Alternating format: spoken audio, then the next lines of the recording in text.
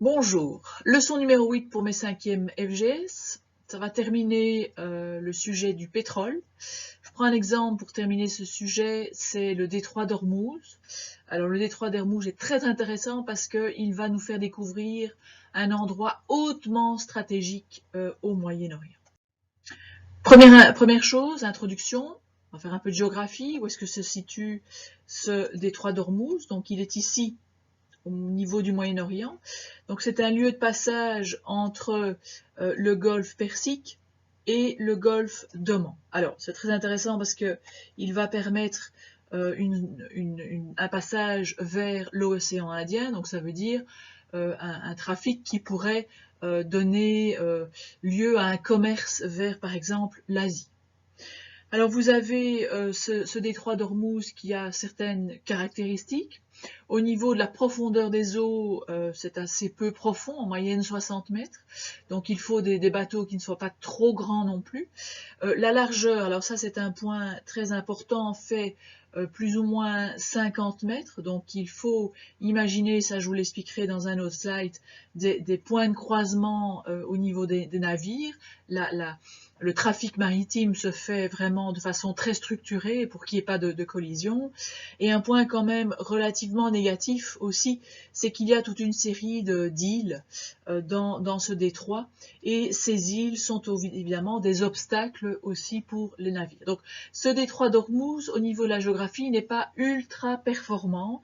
Et donc c'est un véritable carcan géographique où il y a des choses à prendre en compte pour la navigation fluviale. Alors, les pays qui sont présents dans cette région-là, vous avez l'Iran, vous avez ici, on ne voit pas où c'est marqué, mais l'Arabie Saoudite, vous avez des pays comme Oman, les Émirats Arabes Unis qui sont là, vous avez le Qatar, vous avez les Émirats Arabes Unis qui sont ici, pardon. Voilà, donc on a une série de pays hautement stratégiques et qui détiennent évidemment du pétrole et du gaz en suffisance. Alors il faut savoir que cette région-là du monde, le Moyen-Orient, détient 60% des réserves mondiales de pétrole et 40% des réserves mondiales de gaz. Donc c'est vraiment une zone hautement stratégique et les principaux clients, c'est entre autres l'Europe. Donc nous dépendons évidemment de cette région, bien entendu. Alors vous avez ici quelque chose de quand même intéressant à savoir. On a un tout petit pays, c'est le Oman, ici, voilà, c'est ici que ça se localise le mieux, Oman, qui est là, et qui a une petite péninsule, la péninsule de Musandam, qui appartient donc à ce sultanat d'Oman. Donc ça veut dire que vous avez 3 pays qui ont une bordure océanique dans le détroit d'Ormuz. Vous avez Oman, avec ces 2 points-là. Vous avez les Émirats Arabes Unis qui sont là. Et alors vous avez évidemment l'Iran qui a une énorme côte qui longe le détroit d'Ormuz. Donc vous avez 3 pays au niveau de la géographie qui peuvent avoir une influence sur ces eaux du détroit d'Ormuz.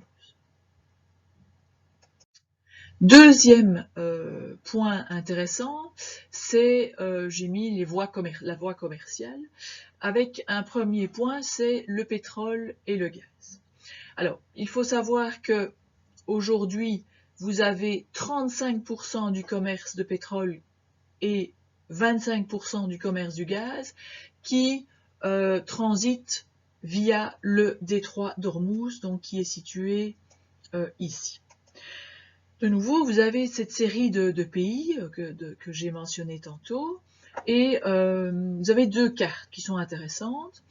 La première information, c'est au niveau de la production de pétrole en barils par jour. Donc vous avez par exemple ici une grosse production de pétrole pour l'Arabie Saoudite, donc 12 millions de barils par jour sont produits en Arabie Saoudite. Vous avez le même raisonnement donc pour les autres, l'Irak, l'Iran, le Koweït, Bahreïn, le Qatar, les Émirats Arabes Unis et le sultanat d'Oman. Alors sur la carte, vous avez aussi, et ça sera pour le dernier slide, des couleurs qui mentionnent ici dans la légende les pays qui sont proches de l'Iran et les pays qui sont proches de l'Arabie Saoudite, parce que je pense que je vous ai déjà expliqué que l'Iran et l'Arabie Saoudite étaient quand même des grands ennemis. Je vous expliquerai ça tout à l'heure. Alors vous avez une deuxième carte ici sur ce slide qui est très intéressante, qui donne un peu la même information, mais qui est structurée différemment. C'est donc des cercles qui montrent la production de pétrole par pays. Donc c'est une représentation graphique différente, mais vous avez un autre élément qui sera super important pour la suite, ce sont les champs de pétrole et les oléoducs. Donc les oléoducs, ce sont les grands tuyaux qui permettent au pétrole d'être acheminé d'un endroit à l'autre. Donc on voit qu'il y a quand même pas mal de liens entre les pays et de champs pétrolifères. Voilà aussi une carte qui représente les mêmes informations, mais cette fois-ci, ça va me représenter de façon plus précise les gisements de pétrole ou les gisements de gaz. Donc les gisements de pétrole seront en vert, donc par exemple ici. Donc c'est vraiment des gisements très très importants. Donc vous voyez que en fonction des limites géographiques, on peut retrouver le nombre de gisements de pétrole. Et alors vous avez les gisements de gaz, par exemple ici, dans le golfe Persique. Donc on voit vraiment qu'il y a une répartition de ces gisements au travers le Moyen-Orient. Et alors vous avez une information au niveau de la tectonique des plaques. On a ici la plaque eurasienne qui va rencontrer la plaque arabique. Et donc tout ça, évidemment, la naissance du pétrole est liée à la tectonique des plaques. Le point important, c'est la localisation des ports. Donc le port va permettre la commercialisation et le trafic du pétrole et du gaz. Alors vous en avez plein, je ne sais pas combien il y en a, mais donc c'est toutes les petites boules rouges qui sont représentées sur votre carte. Donc tous les pays ont des ports 2, 3, etc. Alors il y en a un qui est vraiment très très important dans la région, c'est celui-ci, qui est vraiment en bordure du du détroit d'Ormuz, c'est le port d'Iran, de Bandar Abbas. Alors lui, il a des liens très rapprochés avec le port d'Anvers. Donc ça, c'est vraiment évidemment quelque chose de très très important, de se dire que la Belgique a aussi des relations avec d'autres ports. Donc ces ports sont principalement des ports pour le commerce du pétrole et du gaz. Donc, ce sont des endroits d'où partent et où arrivent des pétroliers.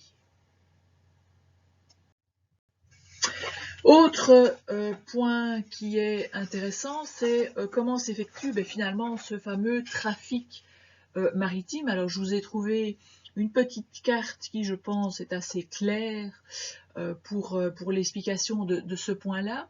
Il faut d'abord savoir que par an, on a 2400 pétroliers qui passent dans la région, donc dans ce détroit d'Ormuz. Donc c'est un trafic très très très important.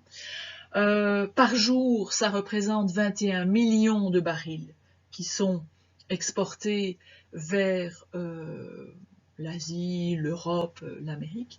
Et alors comment s'effectue ce trafic maritime? Parce que j'ai commencé mon petit exposé en vous disant que le détroit d'Ormuz, il est très très peu large, 50 mètres. Donc on a imaginé un trafic avec 2 voies maritimes. Ça veut dire que vous allez avoir, donc le dispositif il est ici, donc c'est cette légende-là. Vous allez avoir deux voies. Il y en a une qui va permettre l'entrée depuis le golfe d'Oman vers le détroit d'Ormuz, vers le golfe Persique. Donc on a une voie et les bateaux ne peuvent pas quitter cette voie-là. Donc ils ont une largeur de 3 km.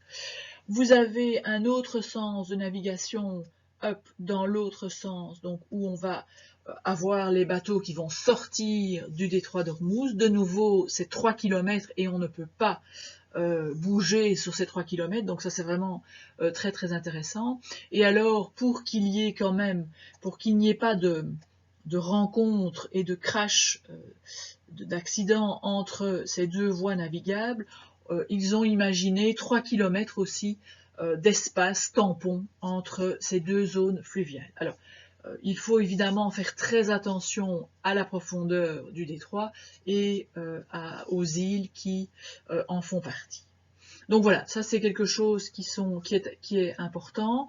Les flottes navales sont quotidiennes et c'est quelque chose, donc il y a des surveillances par l'Iran pour voir si tout fonctionne correctement. Donc cette zone, ce passage étroit est surveillé par l'Iran, par Oman et par les Émirats arabes unis, mais étant donné que l'Iran a une grosse surface de côte dans le détroit d'Ormuz, c'est principalement eux qui surveillent ces côtes. Alors ils ont une surveillance par drone, par bateau, qui sont super équipés au niveau militaire, etc. Donc tout est bien réfléchi et tout ça peut à un moment donné exploser. Alors c'est le dernier slide, c'est le détroit, donc qui est un détroit stratégique. Ça veut dire quoi? Ça veut dire que aujourd'hui, on a des tensions entre l'Iran et l'Arabie Saoudite parce que on a la guerre qui se passe au Yémen ici. Alors, on a l'Iran qui soutient les Houthistes, qui sont des rebelles chiites. L'Iran est chiite, donc ce sont des alliés.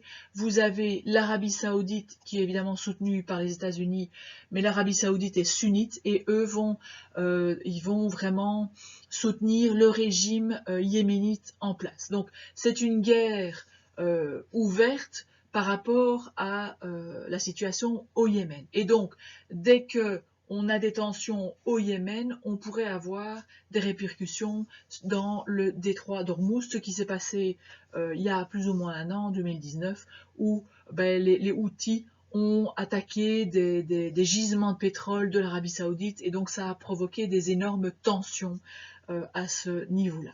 Donc, il faut bien se dire qu'en plus de ces tensions-là, alors vous avez d'autres tensions, hein, regardez la carte, vous avez évidemment cette tension en Afghanistan, vous avez pas trop loin la Géorgie, vous avez évidemment la tension avec la guerre en Iran, en Syrie, etc.